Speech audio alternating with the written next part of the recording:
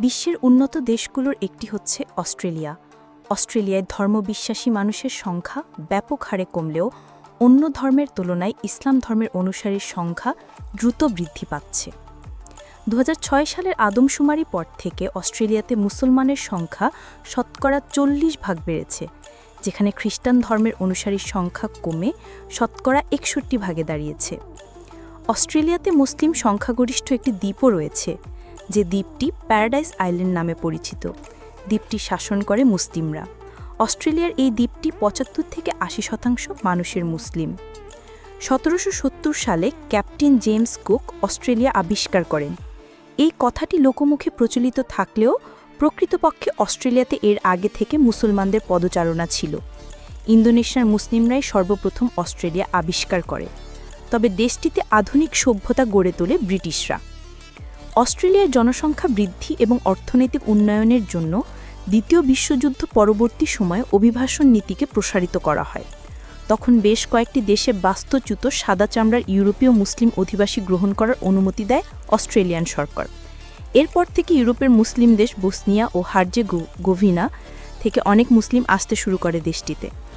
অস্ট্রেলিয়ার শাসকেরা white Australia অর্থাৎ সাদা চামড়ার মানুষের জন্য অস্ট্রেলিয়া এই নীতির সাথে সামঞ্জস্য রাখতে গিয়ে অস্ট্রেলিয়ান সরকার বহু বছর অশ্বেতাঙ্গ বা অইউরোপীয় কোনো মুসলিমদের অস্ট্রেলিয়াতে বসবাসের সুযোগ দেওয়া হয়নি। কিন্তু ইউরোপের মুসলিম দেশগুলো থেকে আগত বিপুল সংখ্যক সাদা চামড়ার মুসলিম অধিবাসী অস্ট্রেলিয়ার বুকে ইসলামের নতুন পুনর্জাগরণে সৃষ্টি করেছেন।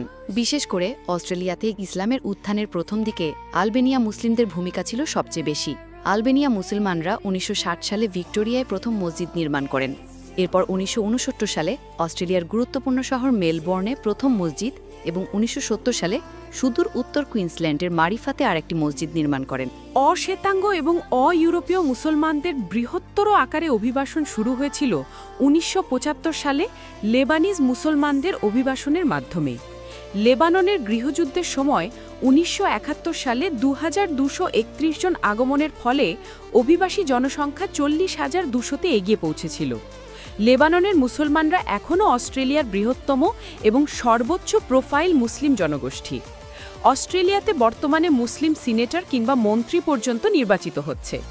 এই গেল বছর অস্ট্রেলিয়াতে এক আফগান মুসলিম হিজাবি নারী অস্ট্রেলিয়ার সংসদ সদস্য নির্বাচিত হয়েছেন, যিনি অস্ট্রেলিয়াতে মুসলমানদের অধিকার নিয়ে কাজ করে যাচ্ছেন। মুসলিম নারীদের হিজাবের অধিকার নিয়ে অস্ট্রেলিয়ার পার্লামেন্টে বেশ সরব হতে দেখা যায় এই সংসদ সদস্যকে। বর্তমানে অস্ট্রেলিয়াতে হালাল খাবার বেশ জনপ্রিয় হয়ে উঠেছে।